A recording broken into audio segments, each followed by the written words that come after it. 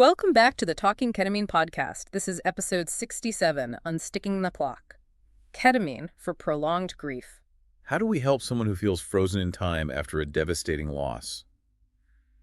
Today, we're looking at a real-world study of 503 adults showing that at-home ketamine-assisted therapy can help relieve the weight of prolonged grief, specifically by helping them rebuild their sense of identity. I mean, imagine waking up and realizing the problem isn't just that you're overwhelmingly sad about losing someone. Right.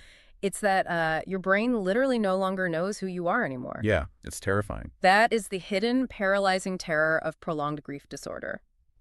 So for today's exploration, we're unpacking a retrospective analysis of an at-home ketamine therapy program by Mindbloom. And we're not just doing this to look at the numbers, Definitely not. We really want to understand the actual mechanics of how this intervention might be helping people restructure their reality after a profound loss. And of course, we're going to do it while holding the science to a very strict standard, examining the blind spots just as closely as the breakthroughs. Because there are definitely blind spots here. But to get to those mechanics, we first have to, separate what we're talking about from standard universal grieving. Right, because grief is something everyone goes through. Exactly. The medical community only recently formalized prolonged grief disorder, or PGD, as a distinct diagnosis. It hasn't been around that long in the rule books. No, it really hasn't. So the DSM-5-TR, which is basically the psychiatric standard here in the U.S., it requires symptoms to persist for at least 12 months post-loss. 12 months, wow. Yeah, a full year. While the international classification, the ICD-11, uses a 6-month threshold.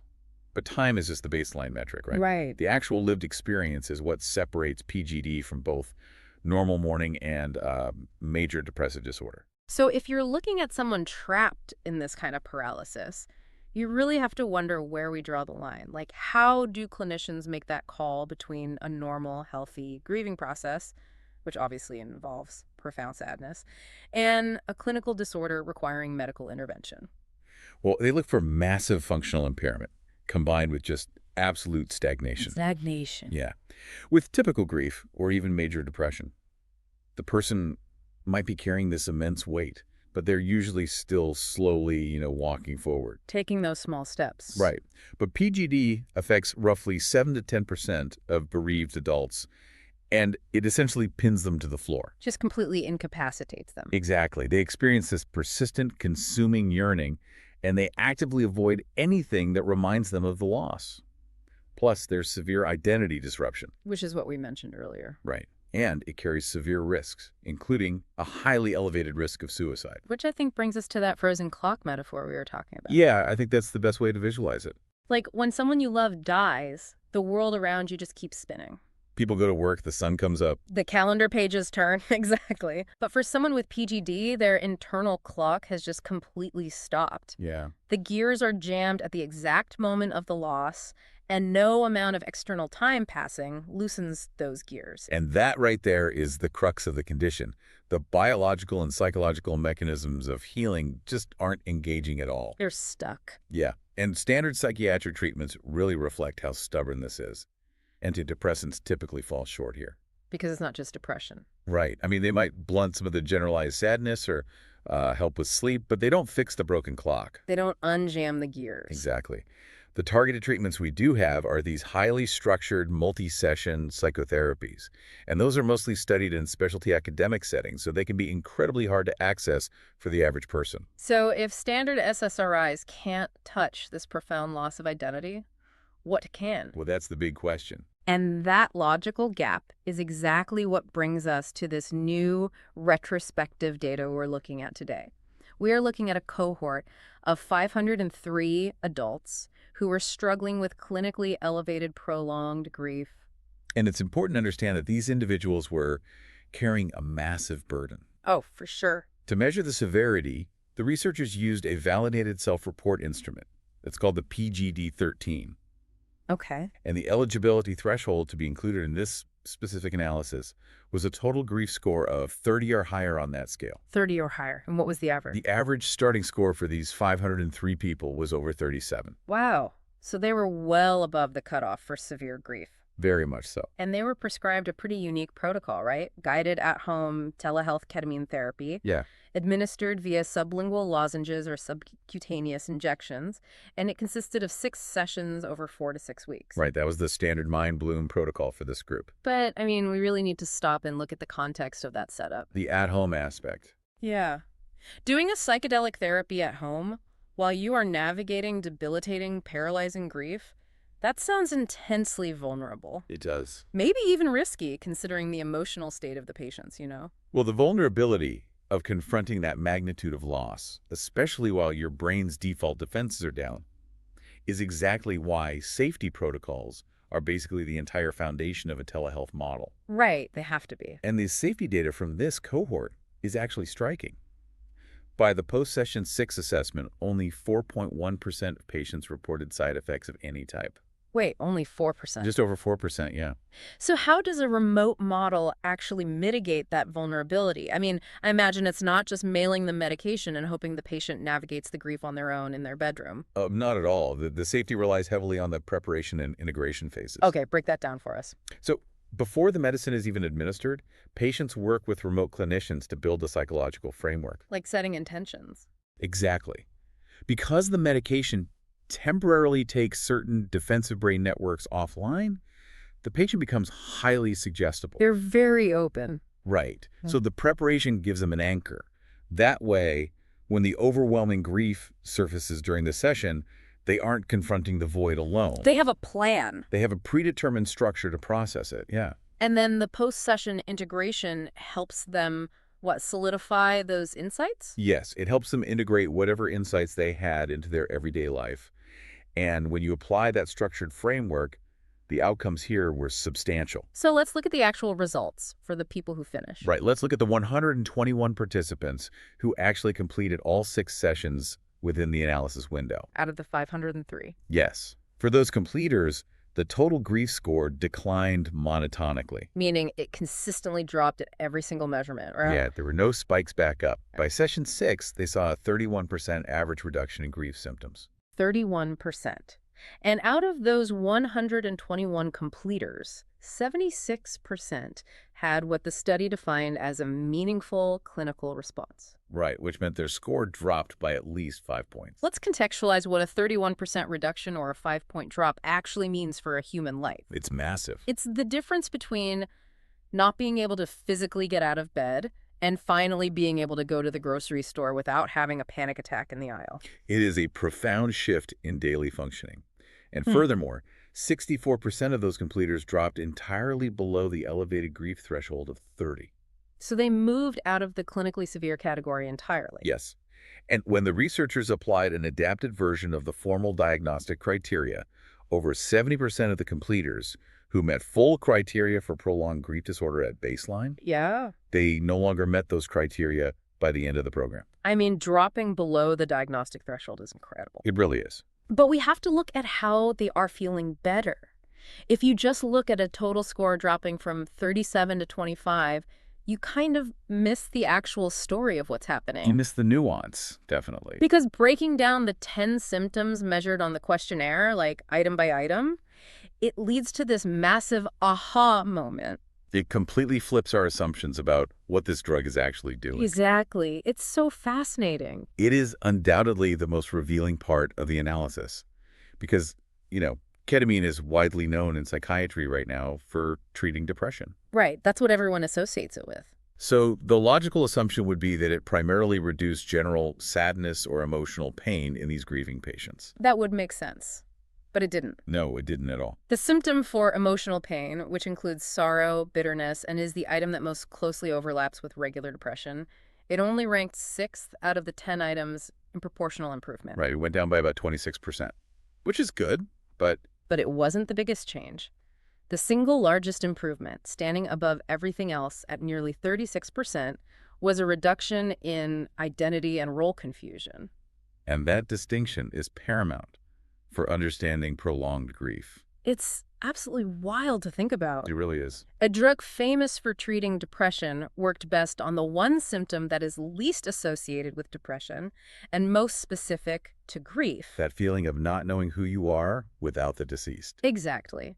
It's less like being sad and more like your brain's internal GPS has had its central destination completely wiped off the map. That's a great way to put it. You don't know your role as a spouse or a caregiver or a best friend anymore. Because that destination is gone, your mind just endlessly recalculates, trying to find a route that no longer exists. It's just skinning. Right. So a 36% reduction in identity confusion means these patients are somehow finding a way to program a new destination. They are. How is a chemical facilitating that? Well, to understand how the intervention allows the internal GPS to reset, we need to look at a network of interacting brain regions called the default mode network. The DMN. The DMN, yes. The DMN is highly active when we are awake, but not focused on the outside world.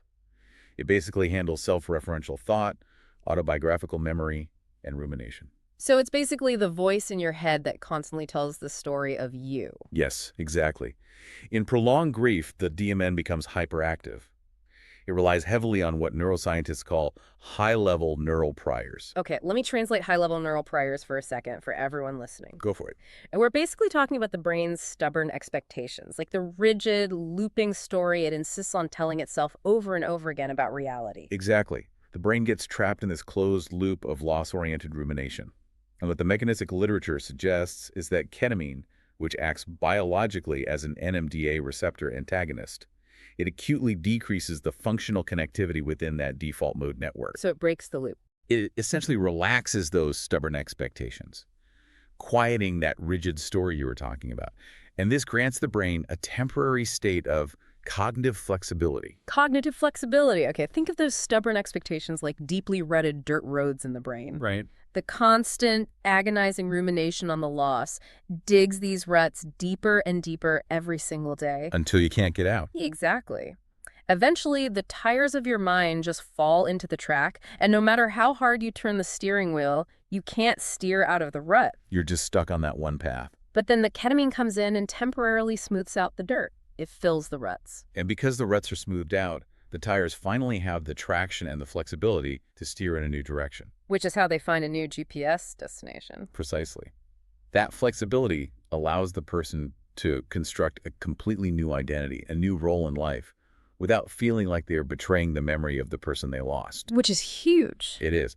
The psychological framework for this is actually called the dual process model of bereavement. Okay, what does that mean? It states that healthy recovery requires alternating back and forth between processing the loss and restoring your life. Oh, I see. But when the brain's dirt roads are too deeply rutted, that restoration part is biologically impossible. The intervention provides the biological window of flexibility needed to allow that restoration process to finally begin. I mean, rebuilding a core identity and smoothing out neural pathways, it sounds almost miraculous. It does sound that way. Which is exactly why we need to hit the brakes right now and look at the scientific blind spots in this retrospective observational data. Yes, we have to. Because we promised at the beginning that we wouldn't just accept the highlight reel. And there are significant blind spots here. The most glaring limitation is completer bias, which is driven by a very high attrition rate in this specific cohort. Okay, let's do the math on that attrition so people understand. Sure. The initial cohort was 503 people, but you said only 121 of them completed all 6 sessions and exited their data within the analysis window. That's correct. That means roughly 75% of the people dropped off. They did. So how do we know the treatment actually works? Couldn't this just be a massive case of survivorship bias? It very well could be. The people who felt better were naturally more likely to stick around and take the final survey, right? Right, making the drug look artificially successful. Exactly. Observational data cannot definitively prove efficacy on its own for this exact reason. And to their credit, the authors of the analysis acknowledge this openly. Which is good. Yeah, which is why they ran a worst-case sensitivity analysis. Wait, if you're trying to find a worst-case scenario mathematically, do you just assume that every single one of those 382 people who dropped out was a total failure? Yes. Like zero improvement across the board? That is exactly what they did to establish a statistical floor. Wow, okay. They made the unforgiving assumption that every dropout had zero improvement and retained their full severe diagnosis. And what happened? Even with that assumption, the confirmed diagnostic remission rate for the entire starting group of 503 people still sits around 18 to 19%. Okay. So even if we are as cynical as mathematically possible, nearly 1 in 5 people who started the program completely lost their clinical diagnosis of prolonged grief disorder. Right. It provides a really solid boundary for the bias, even if it doesn't eliminate it entirely. It provides context. It does. But there's another major caveat we have to discuss. The lack of a control group. Exactly. Without a placebo arm, we cannot rule out regression to the mean. Can you explain that for the listeners? Sure. When you select a group of people specifically because they have extremely high symptom scores at one point in time statistically, those scores are naturally going to drift downward closer to the average over time. Completely independent of whatever treatment you give them. Yes. It's the classic time heals all wounds effect masquerading as medical efficacy in the data. Right, because you caught them at their absolute worst. Exactly. And there is an even stickier complication here. Every single person in this cohort was concurrently being treated for depression. Prolonged grief and depression share a massive amount of biological real estate. Like the sadness, the fatigue, the insomnia. Right. So how can we possibly disentangle whether the ketamine actually targeted the unique grief or if the patients just felt less depressed overall? Which naturally would pull their grief scores down. Yes. That construct overlap is a powerful critique.